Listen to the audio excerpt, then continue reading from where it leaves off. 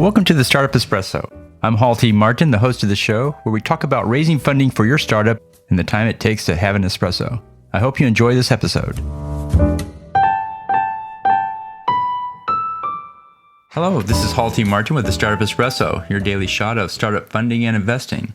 When I look through my LinkedIn network these days, it appears every fifth contact is a venture capitalist of one kind or another. When I started in the early stage funding world 20 years ago, the VC was a rare breed who had access to venture funding. Most of them were in a handful of tech clusters in the US, Silicon Valley, New York, and Boston to be exact, and they were few and far between. At that time, a typical VC had a $100 million fund or greater, which they had raised from limited partners, primarily the pension funds. They operated in 10-year funding cycles, which means they could run a long ways off one good return. They charged 2% management fees and a 20% carry. In the 2000s, angels grew to prominence because the cost of starting a business came down so much. Startups no longer needed $5 million to start a web business, but could now do the same thing for $500K. Angels became attractive financiers because they were more numerous and easier to access. Today, micro VC, nano VC, venture studios, and corporate VCs are coming onto the startup scene with new fund sizes and funding models.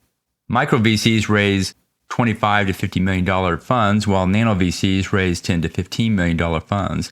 Aside from the size of their funds, the main difference is that micro and nano VCs typically target a narrow criteria, either a specific geography or type of deal. Many use a pledge fund model, which means each deal the VC wants to fund must go through a screening process by limited partners. Because the fund size is small, most micro VCs are taking a 3% in management fees and a 20% carry. Given the size of the fund, they can only invest in 5 to 10 deals. The fund lasts only a few years before it's time to raise the next one. They primarily raise from family offices and high net worth individuals. Then there is the venture studio model. This type of VC essentially builds a team from which they launch a startup with an ecosystem of providers.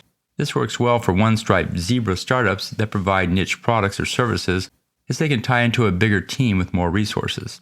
Finally, there is the strategic or corporate VC, which seems to be popping up everywhere. A venture fund provides a competitive advantage for burnishing the company's brand and selling its product. They invest for strategic reasons rather than financial ones in most cases. Thank you for joining us for the Startup Espresso, where we help startups and investors connect for funding.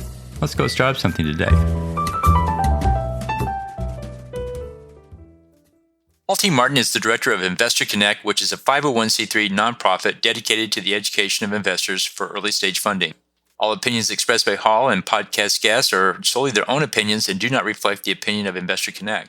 This podcast is for informational purposes only and should not be relied upon as a basis for investment decisions.